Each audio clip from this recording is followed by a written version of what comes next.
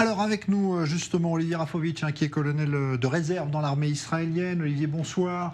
On a envie de savoir si ce qui s'est passé à Gaza hier soir, ces tensions que l'on voit parfois dans certains territoires palestiniens, tout cela est lié à la crainte de l'annexion par les Palestiniens. Vous craignez, vous, de voir les choses s'envenimer ? Absolument pas. Je ne pense pas du tout qu'il y ait une relation de cause à effet entre une décision israélienne qui, pour l'instant, n'est pas encore décidée sur le terrain, et puis ce qui se passe. Vous savez, Gaza n'attend pas des décisions israéliennes pour tirer des missiles vers les villes israéliennes ou terroriser la population du sud d'Israël, comme d'ailleurs les gens du Hamas ou du Djihad islamique ou d'autres groupuscules en Judée et Samarie n'attendent pas pour jeter des pierres ou attaquer Israël. Non, je pense qu'il y a, de manière générale, une montée de tension qui est peut-être le résultat direct d'une situation qui va de pire en pire en Iran. Et je pense que les groupes Hamas, Djihad islamique et d'autres groupes liés de manière directe ou quasi directe avec l'Iran reçoivent et la musique et les paroles d'une situation en Iran qui, lorsqu'il y a des phénomènes étranges, lorsqu'il y a une énorme pandémie avec, d'après des chiffres non officiels, près de 100 000 morts en Iran, eh bien, il y a une volonté iranienne de ranimer des conflits extérieurs pour montrer que l'Iran existe également sur des terrains étrangers de l'Iran.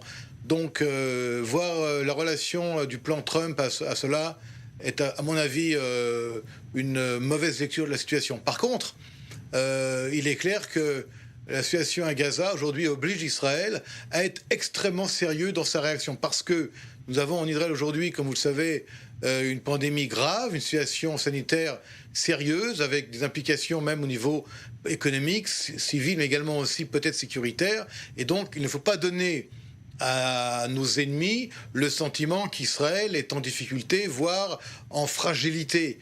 Donc, si réaction il y a, elle doit être bien plus importante que, je dirais, qu'une réaction classique. Et j'ai entendu tout à l'heure les déclarations de M. Benny Gantz, donc le ministre de la Défense. Je crois qu'on a besoin aujourd'hui en Israël de plus de fermeté et de plus, je dirais, de force dans les réactions pour ne pas donner, encore une fois, l'impression à nos ennemis qu'Israël est trop occupé à s'occuper de la pandémie et donc laisse pour l'instant la sécurité de côté. Alors justement, à propos du coronavirus, on a vu que le Premier ministre palestinien aujourd'hui a demandé à l'armée israélienne bien de ne plus laisser rentrer de Palestiniens en Israël pour bloquer un petit peu la contamination qui touche aussi les territoires palestiniens. Ça vous semble être quelque chose qui est dangereux ou pas, si Israël bloquait justement l'entrée des travailleurs palestiniens, parce que ça pourrait créer des tensions économiques aussi? Il y a des tensions économiques, c'est pas nouveau encore une fois, mais ce que vous dites, Jean-Charles, est très intéressant parce que la pandémie a effectivement, au-delà de l'impact sanitaire et médical, a effectivement un impact politique et militaire extrêmement sérieux, pas toujours d'ailleurs visible. Et aujourd'hui, les Palestiniens, par exemple, en Judée-Samarie, ont pendant des mois et des mois accusé Israël de répandre le virus du Covid-19 en Judée-Samarie pour faire du mal aux Palestiniens. Donc, quelque part, lorsqu'ils disent aux Israéliens « S'il vous plaît, ne laissez pas rentrer des Palestiniens en Israël », ça serait entre guillemets parce que vous les contaminez s'ils reviennent chez nous à la maison. À la maison, ça veut dire dans les villages palestiniens. Donc, tout cela réuni, on tombe un petit peu dans une espèce de telenovela palestinienne où il y a les gentils Palestiniens et les méchants Israéliens. Ce que les responsables de Ramallah oublient de dire, c'est que les médecins israéliens, militaires et les autres, les médicaments israéliens et la médecine israélienne est la première raison, n'est-ce pas, pour sauver des vies en Judée-Samarie, chez les Palestiniens et également dans la bande de Gaza. Donc, attention, ne pas tomber dans, je dirais, le narratif classique, malheureusement, où l'Israélien est, comme ils l'ont indiqué souvent, celui qui répand la maladie.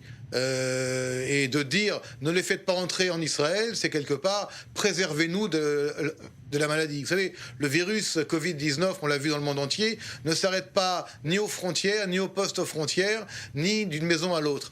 Donc on est quand même dans un grand, je dirais, chahut et une grande hypocrisie palestinienne. Mais quoi de nouveau à la maison?